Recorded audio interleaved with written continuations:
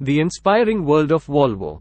Volvo's commitment to having zero occupant fatalities in its cars by the year 2020 appears to be well on track, after new data showed that its XC90 SUV had not suffered a single fatal accident in the UK since it was first released in 2002. The XC90, now in its second generation, has regularly been touted as a super safe car. Both generations achieved 5 stars in their respective Euro NCAP crash tests, and the most recent was named the organization's safest car of 2017.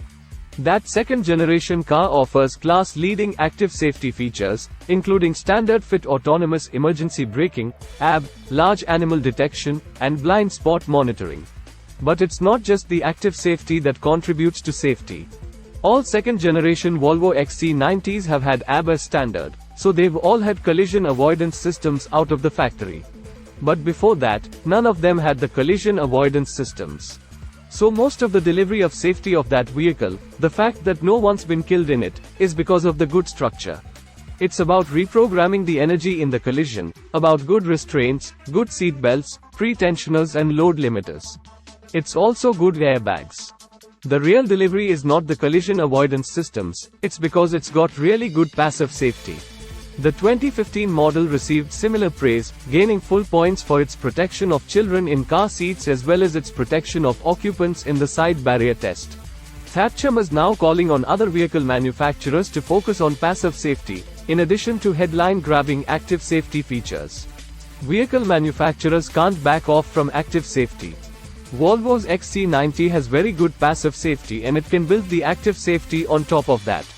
All of their latest cars, including the XC90, are loaded with technologies which not only keep occupants safe but also help protect other road users, such as pedestrians and cyclists. Their autonomous emergency braking systems are so effective in real-world situations that the 3 best-performing cars to date in Euro NCAP AB tests are all Volvos, the new XC60, V90 and S90. The automaker already tracks how many people die in its vehicles in order to monitor safety.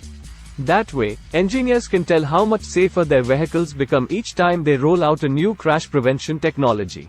Ultimately, all these new technologies will be tied together to create a car that can, literally, drive itself. In fact, a number of automakers, not just Volvo, have promised to sell autonomous cars by 2020. Automotive safety doesn't mean that drivers will necessarily have to use the car's autonomous driving mode in order to be safe, though. Even when the driver is in full control of the car, these systems will still run in the background, ready to take over the instant there's danger. Most of the technology that's required for autonomous driving is already available from Volvo and other car makers. Here's a look at the features that, when combined all together in one vehicle, will essentially make it crash-proof. Adaptive Cruise Control, which is already available on many new cars, uses radar and sometimes other sensors to detect vehicles on the road ahead. You set a maximum speed and then your car maintains a safe following distance on its own, operating the gas and the brakes for you.